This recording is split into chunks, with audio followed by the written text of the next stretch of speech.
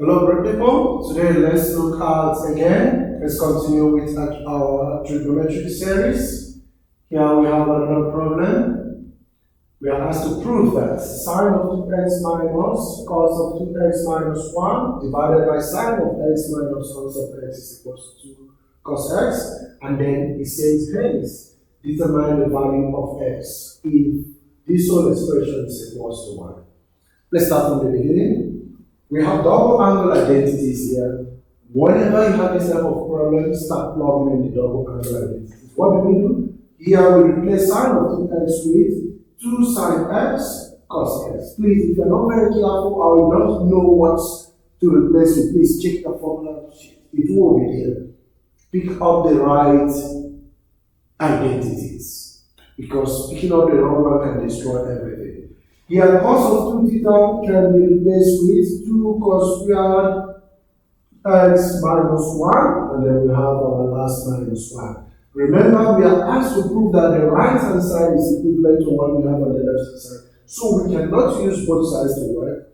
You simplify one side or simplify both sides to make sure that they are equal. So we cannot bring all of them over. Please, that's the rule. And then we have sine x minus cos of x. Now let's go forward and simplify. This is going to be 2 sine x cos of x minus 2 cos squared x. This becomes plus 1 minus 1. So this plus 1 minus 1 takes each other away. And then we will have the same denominator. Now, what next? We will go ahead and factorize the numerator, because there's no other way. We need something that we can do to simplify this, and factorization is always a sure way to simplify complex expressions. So, check for common factor here. We have 2 on either side of the minus sign, and we have cos x. So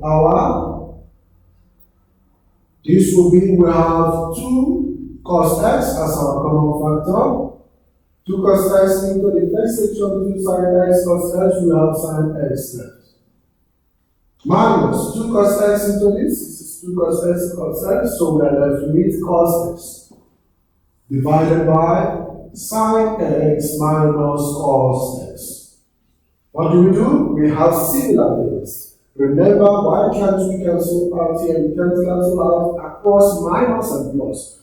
When expressions are separated by minus and plus, they form a unit, and they can only be cancelled out together, not by parts. So, and that is what we have established here. We can cancel them out together. This takes away this. And then what do we have left? We have 2 cos x left, which is what we also have on the right hand side. So we can just say left hand side is equivalent to right hand side. That is what they want us to prove, that what we have on the left hand side can be simplified to become what we have on the right hand side. And that is what we have proven. Now let's go to the second part. The second part, they're asking us, hence means in mathematics, the word hence means continue from where you have started. Based on what you have done, can you use it to verify that so and so goes on that way? Now, hence, determine the values of x if this is happening. Now, what do we do?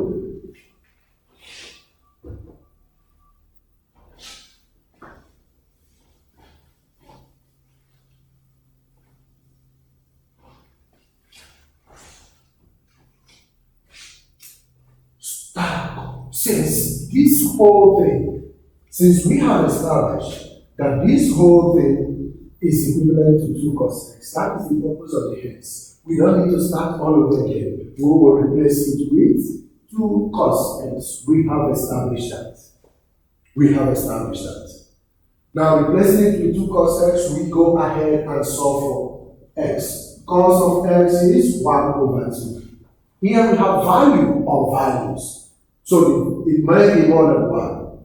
Typically, someone will just go cos second function of this is of half is going to give us 60 degrees. And it doesn't stop here since they are demanding for values. Yes, x will give us 60 degrees. If cos is positive, we have to consider all the quadrants where we have cos as positive. Cos is positive on the first quadrant and also on the third quadrant. So this is not just the value that this is going to yield. It has to yield other values. So for quadrant 1, we will have that our x will be, it is the acute reference angle plus k360, k being an element of integer. That is for quadrant 1. Now we go again for quadrant 4.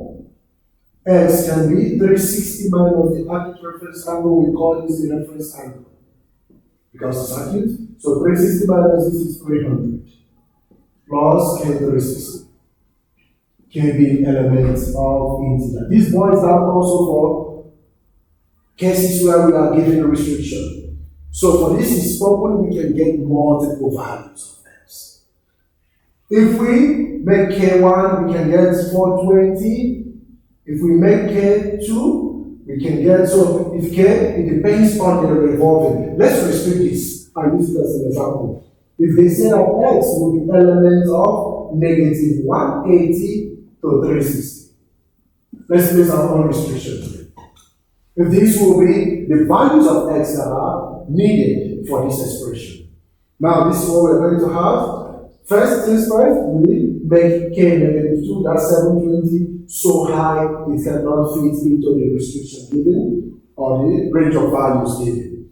If we make this a negative, it becomes 60 minus 360, which is minus 300. It cannot fit in there as well. Now, for values of x, we are looking at, if we make k 0, we will have 60 degrees. If we make k1, we have 60 plus 360, which is 420 out of the range. Remember, k represents the number of revolutions, or the number of times it is revolving. Now, let's go to this one. If we make k negative 1, we have 300 minus 360, which is negative 60, is the value that is accepted in the range of values. If we make it negative 2, we have 720, way out of the range of values. If we make k a 0, we have 300. 300 is within the range because this range is from negative 180 until 360 with those final values excluded. If we make k1, it becomes way above the range. So with this, we can see that these are the range of values that we can get. That is why they asked the value of values of x in that expression. So always check out for something, double angles, replace them proof, and then check out the range of values given to you. Be very careful when you are using your quadrants. That will determine if your value is going to be positive or negative. Positive or negative will also help you pick the quadrants you are going to work with. Remember what we did here, this is active, that's why we use here. For quadrant 4, remember it is supposed to be 360 minus the reference angle. And that is how we have 300, 360 minus 60. So if it was here, we have 180 minus or 90 plus.